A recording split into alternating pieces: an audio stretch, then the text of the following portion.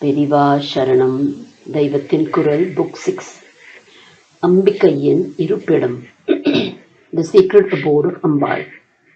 Shloka number 8 of the Soundarya Lahari explains in great detail about the Abode of Ambaal. Very few people are blessed to be worshipping you, Ambaal, who is present in the center of the ocean of Amrita in an island of precious stones, surrounded by a forest of kalpaka trees and kadamba trees, in the house made of gems of Chintamani, which is capable of granting any wish that you can think of, in the seat of the form of Shiva, on the bedding of the form of Paramashiva, where Ambaal is seated as the flood of bliss.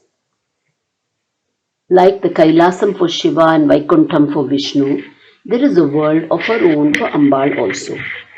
Shiva and Vishnu have only one loka, but she has two. One of them is the top of the Meru, around which all the planets, stars and galaxies orbit. That Meru has three peaks, on which are located the Shiva Lokam and Vishnu Lokam on either side, and in the center is the main dominant peak, which is her place, as given in the Lalita Sahasranama. Sumeru Madhya Sringasta. That is one. The other is an entirely separate place. It is not part of this universe of Brahmandam. I suppose it is in the ocean of Amrita, situated within a coral island. Sudha Sagara Madhyastha Kamakshi Kamadayini. The moment this place is described, immediately the name of Kamakshi is mentioned. This is the place described in Soundarya Lahari also. The hilltop abode was built by the divine carpenter Vishwakarma by Ambaal's powers, of course. When she successfully fought against the enemy of Devas, Bhandasura, and killed him, all the Devatas declared her the Queen Empress and crowned her as Sri Nagara Nayika, Sri Rajarajeshwari. That was when the place on top of Meru was created. But this latter place in the center of the ocean of nectar was entirely her creation, known as Sri Puram, which is what is being described here in the Soundarya Lahari. Whether the top of Meru or Sudha Sagara, there is no difference in the construction layout detailed in the Sri Puram Srinagaram.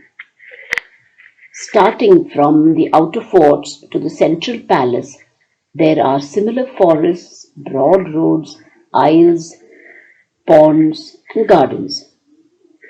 It has 25 concentric forts made of a variety of metals from iron to gold. Inside each fort, there are wide avenues known as prakara. Then there are forts made of each of the 9 gems. Then the inner ones become subtle, with the forts made of mind, buddhi and ahankara. Further inside are forts of the brilliance of the sun, moon and manmata.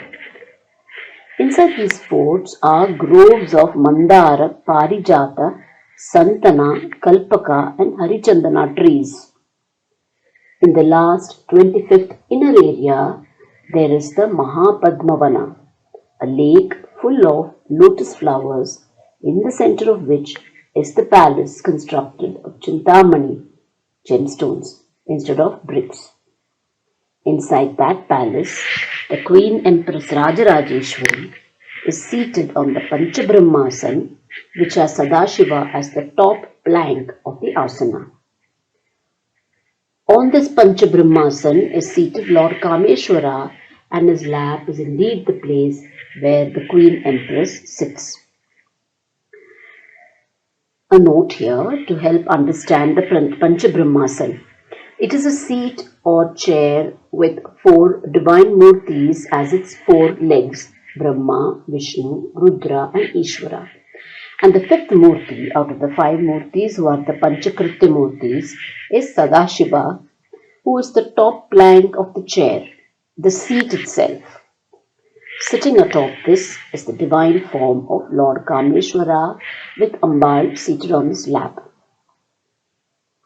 When we look at the Brahma Tattva as an embodiment of Shringara Rasa, instead of viewing her as the Queen Empress in an open royal court, it will be an inner courtyard of Antapura. To get that darshan of a private audience, the visitor has to have the highest Indriya Nigraha of self-control and maturity to understand and comprehend such a darshan. What was the Panchabrahmasan in the royal assembly would be the royal bed, Manjam, here, when she is with Kameshwara. In Shripuram, in the center of Meru, if she is the Rajarajeshwari lording over all the celestial beings, then here, in the middle of the ocean of Amrita, she will be the mother with father for all of us, her children, to go to her and lose all our separateness and merge in Paramasayurjam, never ever to leave her again. Periva Sharanam.